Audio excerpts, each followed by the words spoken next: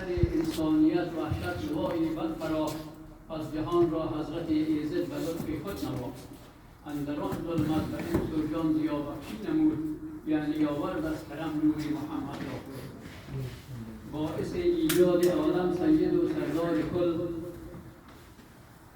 خیر خلق و شافع روز جزا فخر الرسل، باغ فرقت را وجود اشرفش زیبنده گل، در هدایت کافه مخلوق را خضر رسل، پیش عالم برشکست از پنجه موجز قرین، بعد را با یک اشارت در فلک اندر زمین.